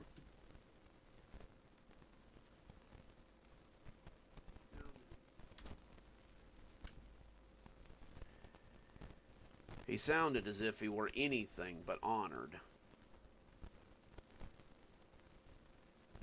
He sounded as if he were absolutely about to wet himself. When whatever it was spoke, I felt like the stew I had eaten for lunch might be about to turn to concrete in my stomach. The voice was like something coming up out of a well. It was a deep, resonant tone, cultured but feral, something you heard out of the pits of hell on a quiet night. "Where is my tribute?" "My lord, the girl was young and foolish. She has run into the woods and we cannot find her. I apologize. You know how these children are. They do not understand the old ways, and so often The horse's hoof came down a single time, and the village elder was silent. "I will ask again. Where is my tribute?" The village elder was silent for a long heartbeat, and when he answered, I was impressed by his resolve. "She is gone, my lord. I offer myself as tribute, if you will take me. Please, I beg you, spare our village. These people have done nothing wrong, and they should not have to pay for the faithlessness of children." I heard something come free of his scabbard, a loud, angry kiss of metal as it escaped its holder. I imagined it was a large sword, but as I found my legs and peeked up over the rim of the window for the briefest of moments, I saw it was an axe. There was a man dressed all in mossy green armor, sitting atop a skeletal horse that was bigger than any horse that emaciated had a right to be. He had his back to me, his helm beset with deer antlers, and the old man who was their chief was standing before him as if this was a battle he meant to fall in. He had dropped his cane, and the twisted leg must have been hurting him badly. Regardless, he stood strong before the man, and as my friends pulled me back down below the window ledge, I heard a sound like a butcher's cleaver going through meat.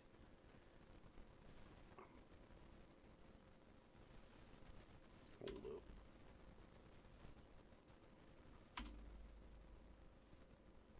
Then came the sound of that said meat hitting the ground, and it wasn't alone. He reared up on the back of that horse, loosing a frightening cackle as he began to cut into the others that were assembled there. He sliced them with that cruel axe, but before that I heard a winter blizzard hit the windows so suddenly that I fell backward onto the floor. Oof.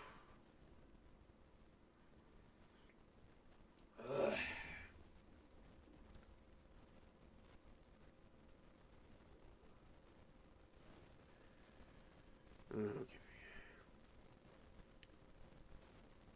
The windows were covered in a thick frost in a matter of seconds, and amidst the screams of the townspeople who had gone to stand with their elder, I could hear the whipping, biting wind as it hit the side of the inn, hard enough to rock it in its frame.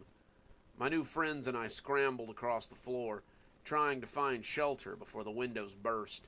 We found the entrance to the wine cellar, and as we stumbled down the stairs, we pulled the door shut behind us. Despite our cover, the slaughter went on outside. I could hear it, not over the wind.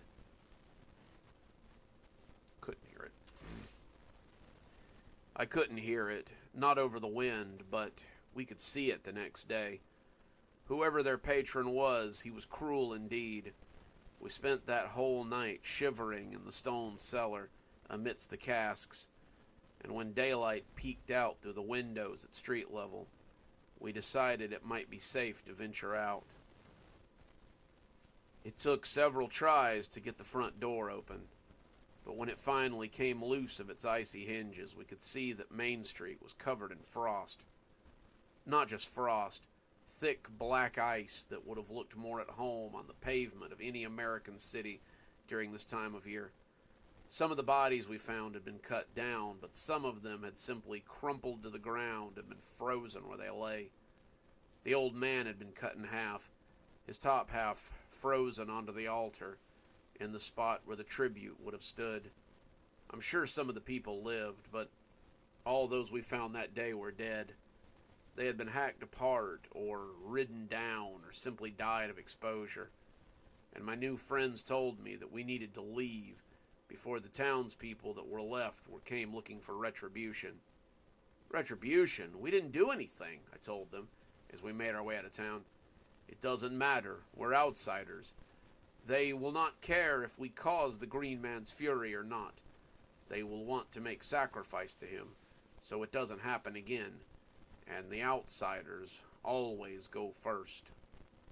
We left town in a hurry, and when we made it to another little village near the border of France, they took me to the train station and told me to make my way back to civilization.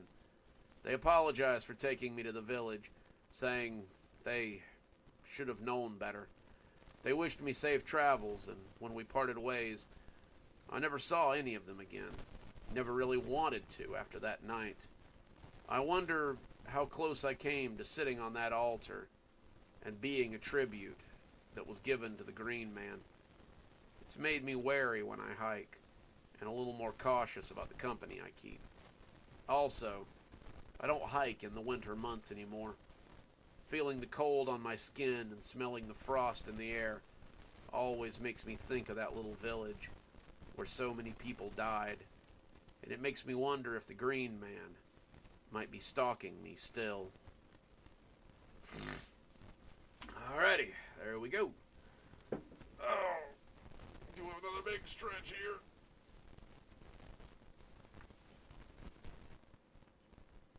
Oh. Alright, kiddies. One more story, and then I think it's going to be time for so long. I think my voice has only maybe got one more story in it. I appreciate you guys sticking it out with me. I know it's been a little rough tonight. Ugh. For all of us. Let's see.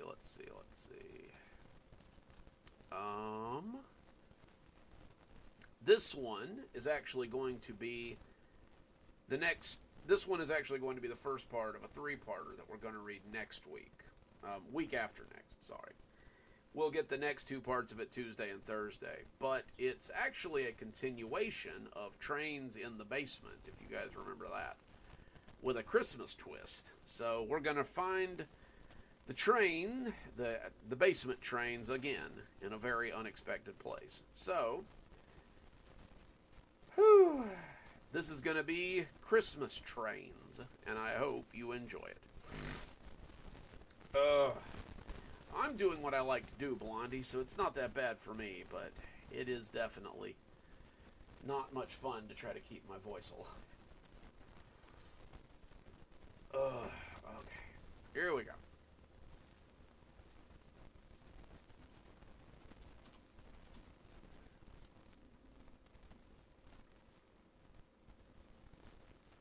Oh, nice.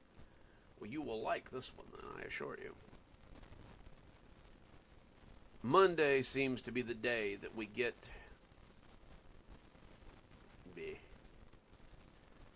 Monday seems to be the day that we work the hardest at the consignment shop where I work.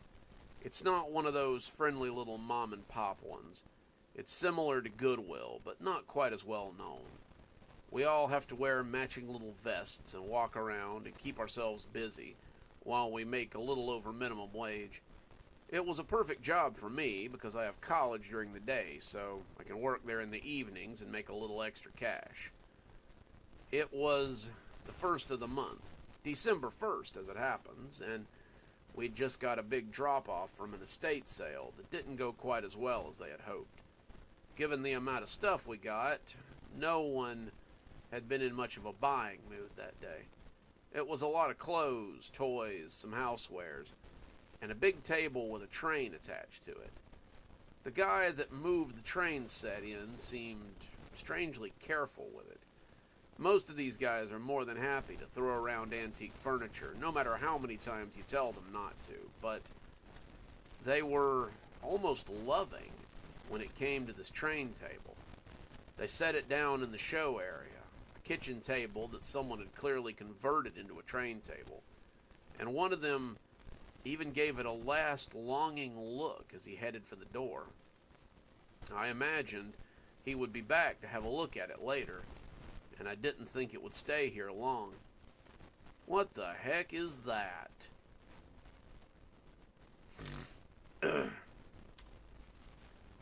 What the heck is that? Cecil asked as he came out of the back, adjusting his name tag.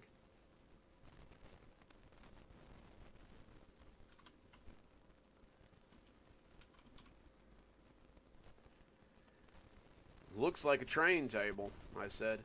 How long do you gonna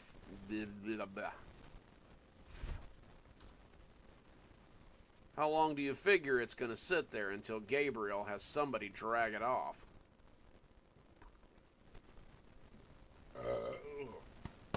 I'm sorry, guys. I got the burps tonight.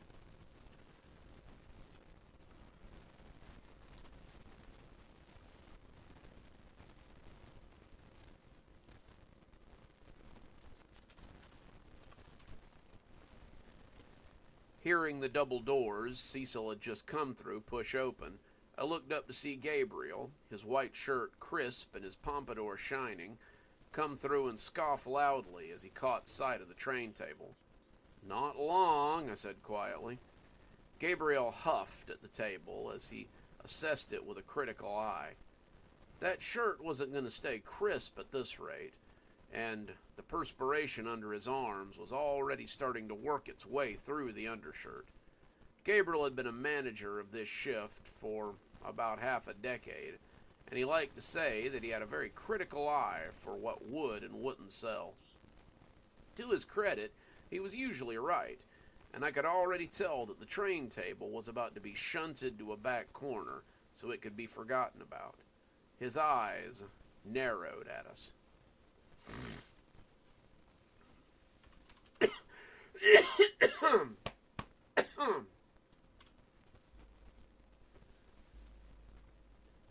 Rob, since you and Cecil have so much time to stand around, maybe you could move this table to the back left corner.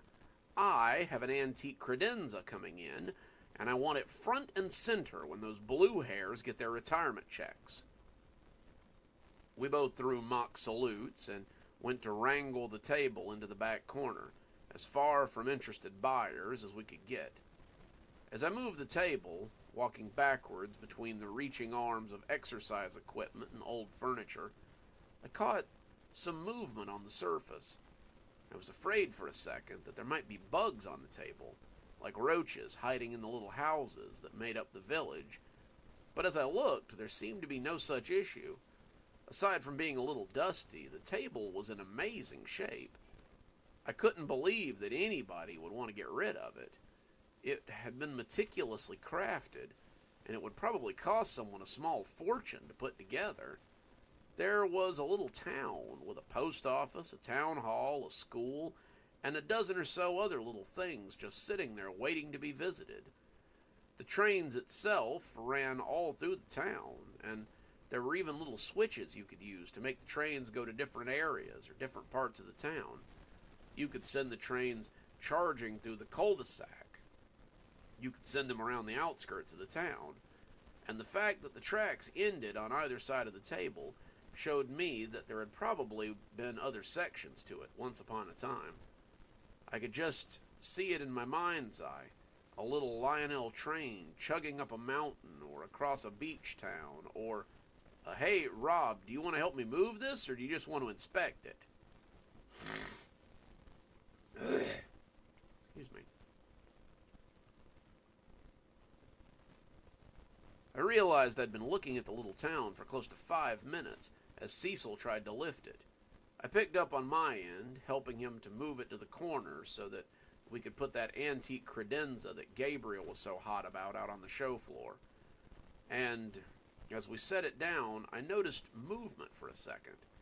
It was subtle, something I could easily have missed or mistook for dust, but I decided again that I might get a can of Raid over and give the train table a little spritz to be sure there weren't roaches hiding underneath all the mobile homes. I'm glad you found it, Blondie. It is a good one. I can't imagine who would want this kind of thing, Cecil commented as we went back to pretending to work.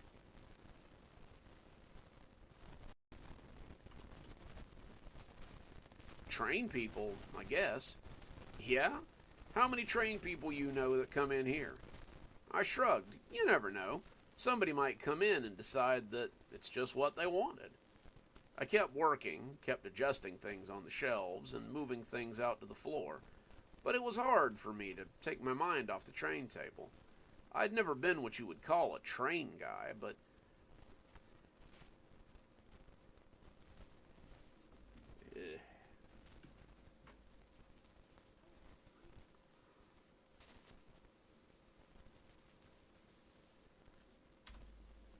try this again.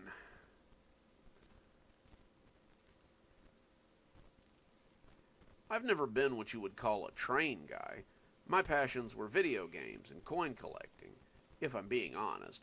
But there was something about the train table that really made me think I might like to get in it. I can't talk today.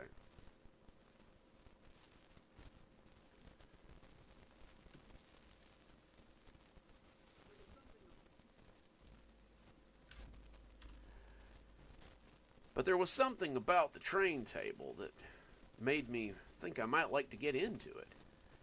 In my free time, time usually spent thinking about where I could get more coins on the cheap, I found myself imagining watching little trains running through the town. Had it come with any trains? I hadn't really checked, but I remembered there was a little area underneath the table.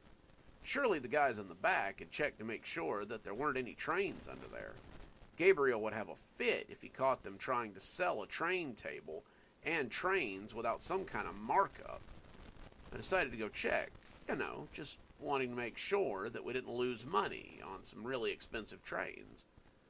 Cecil had gone to the front to talk to Daniel, and it was just me out on the floor right now.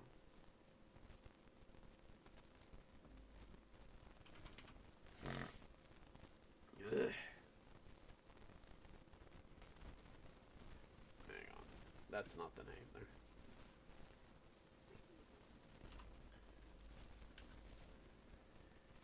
Cecil had gone to the front to talk to David, and it was just me out on the floor right now. Gabriel was at lunch. The guys in the back of the house were doing whatever the guys in the back of the house did. So I walked up to the table and moved the little curtain underneath it to the side. Sure enough, there was a cardboard box full of trains under there. These were no cheap little novelty trains either. They were expensive-looking Lionel trains, the kind you'd probably find on an infomercial in the middle of the night for 3 or 4 figures. That took the box. I took the box out and blew some dust off of it, finding 6 large trains with dining cars and cargo cars, and even some of those little oil tankers you sometimes got stuck behind.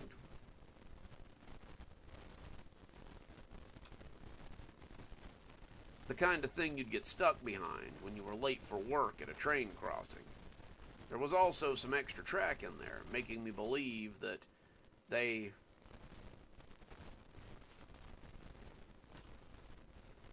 there had been more pieces to the table, or at least an intent to expand.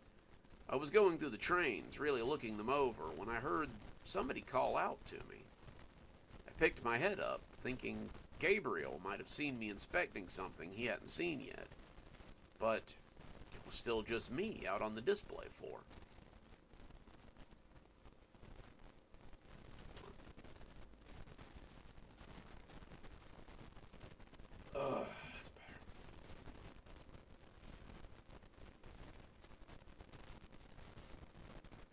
I went back to looking at the box, but then they called my name again. It was low, like somebody was calling me from a cell phone in my pocket. I glanced around, thinking maybe somebody was at the glass in the front of the store, but there was nothing. It was still just me out here. Down here, Rob! I glanced down and realized that it was coming from the table. In fact, it was coming from a little house around the edge of the table. It was just a little tar paper shack, one of those one-bedroom jobs with a front porch, but not a lot of room inside. Sitting on the porch was a little man. He had his feet kicked up on the railing, his chair tipped back, and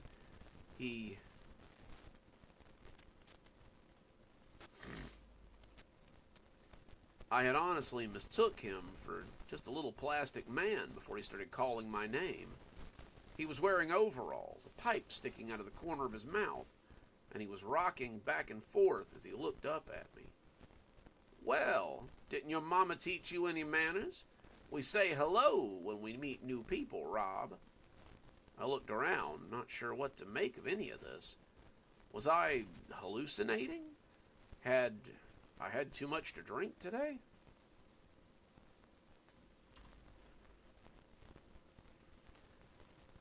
I had enough water to drink today? I didn't know what was going on here, but I found myself waving and saying hello to the little fella as he sat there genially on his front porch. That's better. Glad to finally meet you. Welcome to Macklin. My name's Bill Williamson, and I'm very pleased to make your acquaintance. I started to reach down and shake the little fella's hand, but then I realized the ridiculousness of it. How long have you lived in Macklin, Mr. Williamson? You can just call me Bill. All my friends call me Bill. I've lived here my whole life. Macklin is a great place to live, and I think you'd really like it here. Good night, Leia. Thanks for joining us. We're glad you stuck it out this long. I smiled. It was hard not to, with the thought of living in a tiny little town connected to a make-believe train track. No offense, Bill, but I think I might need a bigger apartment than what you can offer. He laughed, and I thought for a minute he was going to fall out of his chair. I suppose that's so. Say, Ron, could you tell me where I've ended up? I seem to have been moved from the place where I used to be. You're at a second-hand thrift store. We picked you up at an estate sale, and I was surprised to find that I said it almost apologetically. Bill seemed to think about this and finally nodded his head. Yes, I suppose that makes sense. She never did come back, and I suppose she really didn't want to think about all her daddy's weird stuff down in the basement. Who's that? I asked before I could stop myself. Nobody. Nobody at all. Well, it's good to meet you, Ron. Say, I don't suppose you could do me a favor, could you? I had been just about to ask Bill what it was he needed when a familiar voice asked me what I was doing. I turned around, and there was Gabriel. He had a mustard stain on his collar, and there were still some crumbs stuck to the front of his button-down shirt. Excuse me. He looked like he was trying for a smile, but it definitely looked more like a sneer to me. You planning on buying that train table, Ron? No, not sure where I'd put it anyway, I said offhandedly. Well then, how about you stop talking to yourself and maybe get back to work? What's that you've got there? I realized I was still holding the box of trains, and when he reached out to take them, I thought I might fight him for a minute. These weren't his trains. They belonged to the town of Macklin. I didn't know why I thought that, but I realized it was the truth. These were the trains that were supposed to be running, and if the people were going to get where they needed to be on time, then they needed to get back on schedule. Joe would be in the engine trying to make sure the trains ran smoothly, and Joe was a stickler for his times tables. How did I know that? Why did I think that? Whatever the reason, it made me hesitate. and Gabriel reached out and took the box so he could see what was inside. His piggy little eyes got excited when he saw the trains, and he grinned like a kid on Christmas morning. "Where did you find these?"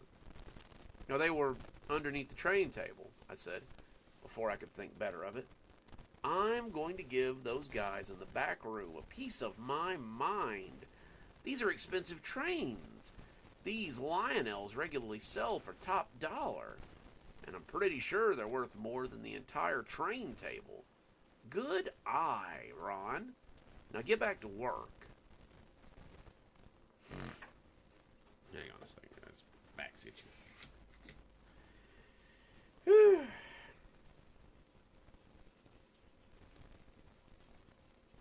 There we go.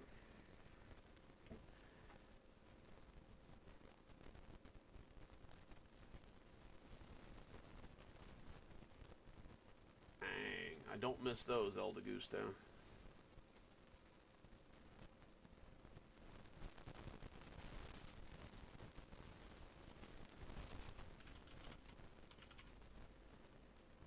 Gabriel walked off with his treasure, and as I turned back to ask Bill what his favor had been, he didn't seem to be there anymore.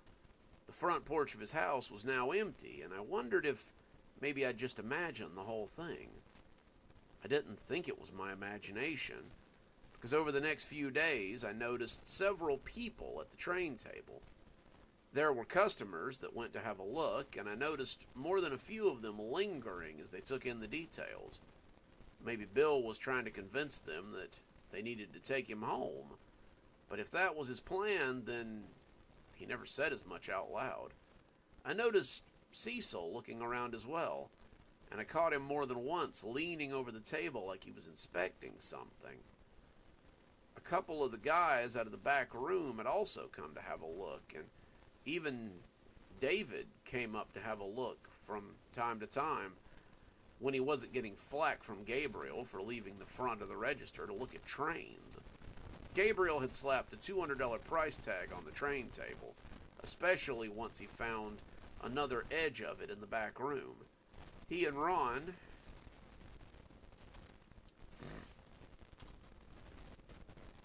Cecil and I had brought it out and connected a mountain range, complete with train tunnels and a little mining village, to the existing set. It snapped together very smoothly, and I thought it was a shame that there were no trains to run on those magnificent tracks.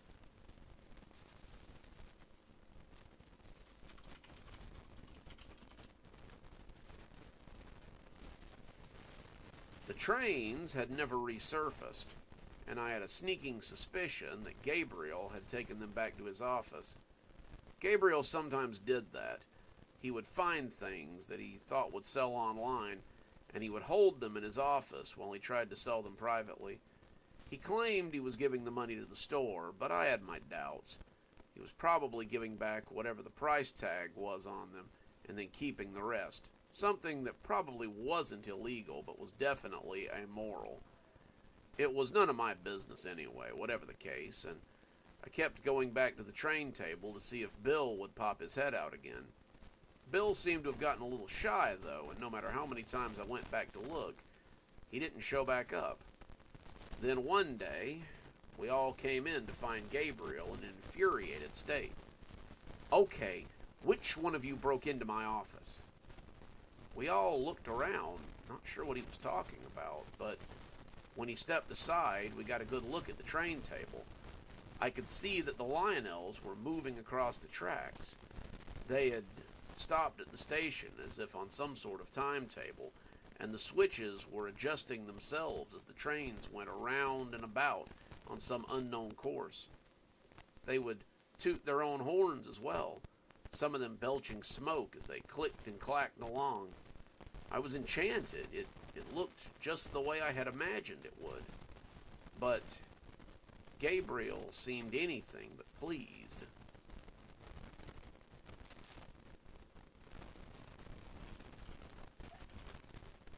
Some name confusion there, right?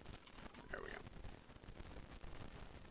I'll admit it's probably going to be easier to sell the damn thing if they can see it in action, but those Lionels are very expensive. If they're so expensive, David asked, then why haven't you put them on the floor yet?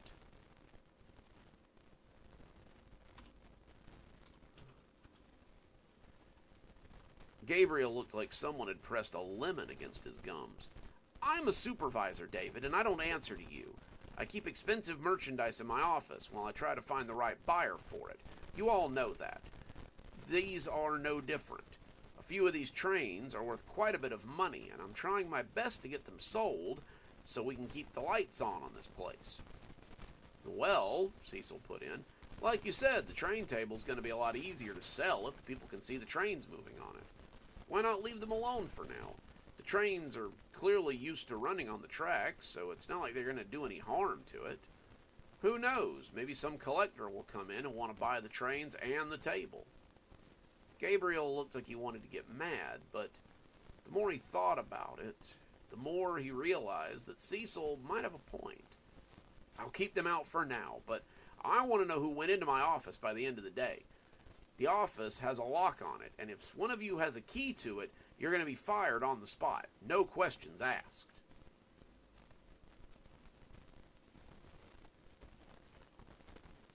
Almost done, guys. Almost done.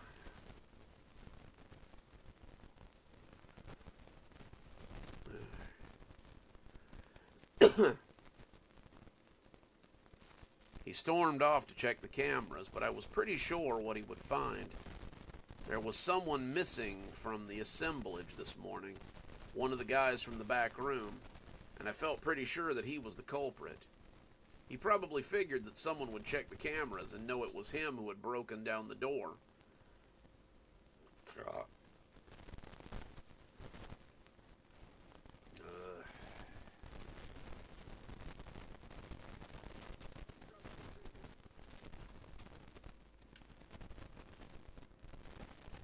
He probably figured that someone would check the camera and know it was him that had broken in through the door.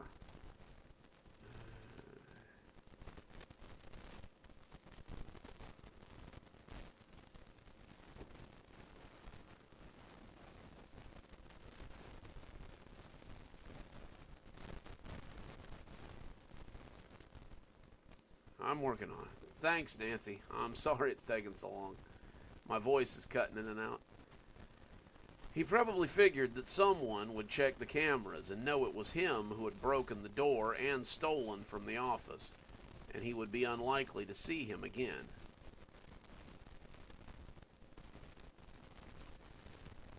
And we would be unlikely to see him again. The real question was why. I'd figured you know better than anyone. I looked down at the table, and there he was again. He was back to sitting on his front porch, feet up and pipe in his mouth. He winked at me when he noticed me noticing him, and I was a little relieved that it hadn't been an illusion of some kind or another. There was a low sound like water through a pipe, and someone came stumbling out of the house. I didn't know his name. I didn't work with him enough to learn it. But it was definitely the guy that I had fingered for the train theft. He looked up at me placidly, grinning as he gave me a little wave. So I started, unable to put it to words. He came to join us. He came to join us here in Macklin. You could join us too, if you wanted. Me? I asked, taking a step back. Yes. You could come be part of Macklin. We don't just let everyone in. You should feel honored. Hey, where are you going? I stumbled over an ottoman and went down on my backside. I crab walked away, still hearing him talk. That's fine, that's fine. If you aren't ready, then I'm sure you'll be back sometime. Everybody comes to Macklin in their own time. Everyone finds peace here in our perfect little town. It's only a matter of time. Okay, guys, that's our show for the night. Again, sorry. I know it was a little rough towards the end. Voice is trying to go out. I'm going to let you guys get some rest. Oh, wait, I did promise you guys chickens, so give me just a second. Come on, Manon, they want to see you. Come on, you big chicken. You guys remember the little shoulder chicken from earlier? That's her now. She's gotten very large. Beep, beep, beep, beep, beep, beep, beep, beep. Beep, beep, beep, beep. Beep, beep, beep, beep.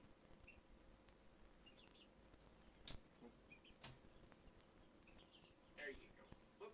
Come on, you. They want to see the little peepers, too.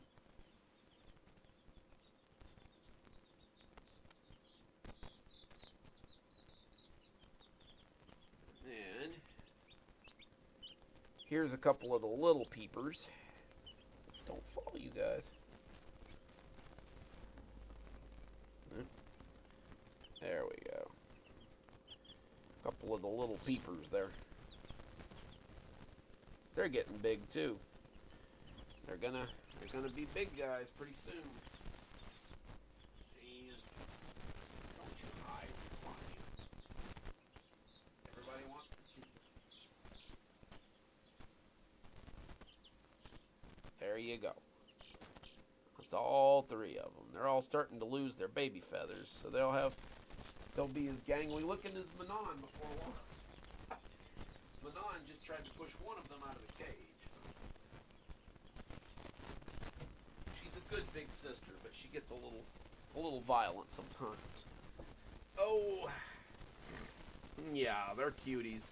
They make a lot of noise, though. I'm sure they'll start showing up on the audio pretty soon. Anyway, guys, like I said, I'm glad you could make it to tonight's live stream, and I hope it wasn't too rough. I know the last two were a little rough. I hope to see you guys next time, and I'll catch you later. Dr. Plague, signing off. Have a wonderful evening.